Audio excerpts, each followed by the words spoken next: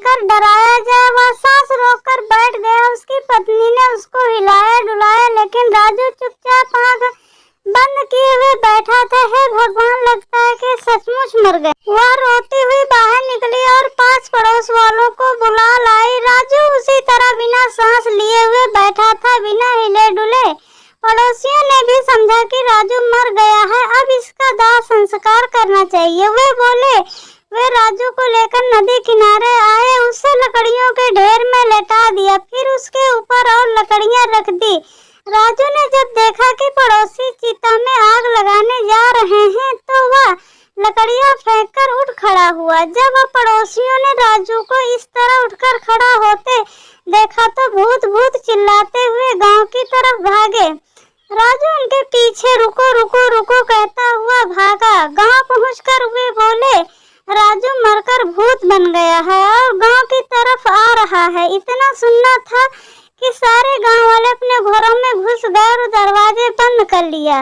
जब राजू गांव में पहुंचा तो वहां सन्नाटा छाया था। राजू अपने घर की तरफ चल दिया। राजू की पत्नी नगमा ने भी सुन लिया था कि उसका पति भूत बन गया है। उसने भी जल्दी से घर का दरवाजा बंद करके कुंडी लगा दिया। घर पहुंचकर राजू बोला, नगमा दरवाजा खोलो, मैं राजू हूँ, तुम राजू नहीं। राजू के भूत हो, कृपा करके यहाँ से चले जाओ। मैं तुम्हारा बहुत अच्छी तरह से श्रद्धा कर दूंगी और ब्राह्मणों को भोजन भी करवाऊंगी, बस तुम यहाँ से चले जाओ। राजू दरवाजा खटखटाता रहा पर नगमा ने दरवाजा नहीं खोला। अब मैं क्या करूँ? मेरी पत्नी भी मेरा विश्वास नहीं कर रही कि मैं भूत नहीं हूँ।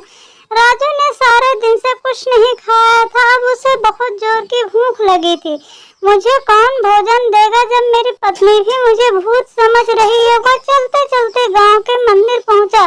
चलो रात यहीं काट लेता हूँ, सुबह प्रसाद लेकर खा लूंगा। राजू मूर्ति के पीछे छिपकर बैठ गया और पुजारी की प्रतीक्षा करने लगा। रात बीती, सुबह हुई। गांव वालों ने धीरे से दरवाजे खोले और बाहर झांका। राजू का भूत ने कहीं नहीं दिखाई दिया। अब लोग घरों से बाहर गए और अपने काम धंधे में लग गए। पुजारी भी प्रसाद बनाने लगा। प्रसाद बनाया, बड़े बनाए, लड्डू बनाए, फिर सारा प्रसाद एक थाली में सजाकर मंदिर की तरफ चल दिया। मंदिर में पहुंचकर उसने प्रसाद की थाली एक और रख दी, फिर कुएं में बाल्टी निकालने और मंदिर धोने लगा।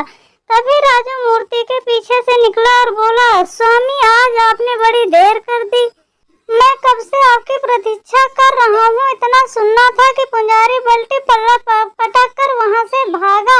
उसके पीछे पीछे राजू स्वामी स्वामी कहता हुआ। गांव वालों ने जब राजू को पुजारी के पीछे आता देखा तो फिर से घर में घुस गए और दरवाजे बंद कर लिया। राजू एक बार फिर अपने घर गया, लेकिन नगमा ने दरवाजा नहीं खोला। राजू मंदिर में लौट आया और पुजारी जो प्रसाद लाया था उसे खाकर अपनी भूख मिटाई।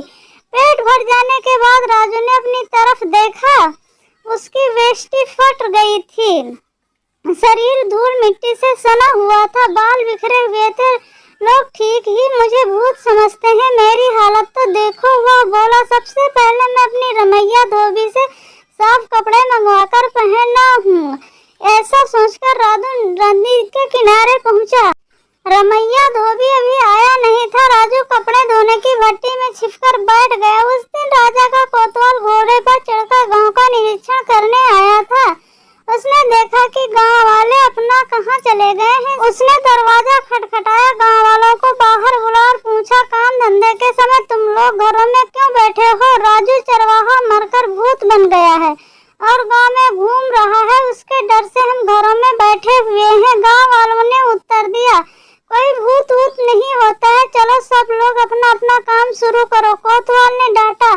सब लोग एक बार फिर घरों से निकलकर अपने अपने काम पर लग गए। रमैया धोबी घाट की तरफ चल दिया। कोतवाल को अपने कपड़े धुलवाने के लिए वहां पहुंचना था और जैसे ही उसने देखा कि राजू भट्टी में बैठा हुआ है और उठकर खड़ा हुआ तो वो भी डर गया और बहुत जोर से वहां से भागा। कोतवाल भी सरपट घोड़ा दौड़ाता हुआ गांव की दूसरी तरफ भागा। गांव वाले फिर घरों में घुस गए। राजू ने धोबी के कपड़ों में से साफ वेस्ट और कमीज निकाली, फिर नदी जाकर नहाया, साफ कपड़े पहने और अपने घर की तरफ चल दिया। मैं समझा था कि मैं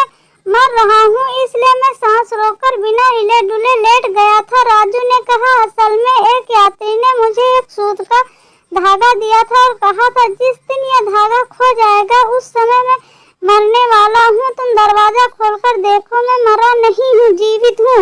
नगमा ने धीरे धीरे दरवाजा खोला। सामने राजू नहाया धोया साफ वेस्ट और कमीज पहने खड़ा था।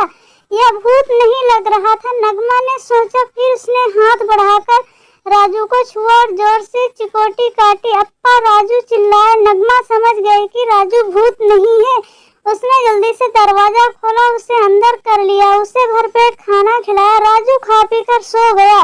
नगमा गांव की तरफ चल दी और सबको बताने के लिए कि राजू भूत नहीं है, इसलिए कभी भी अपनी अंत्येष्टि को अनदेखा न करे और अच्छा ही काम करे।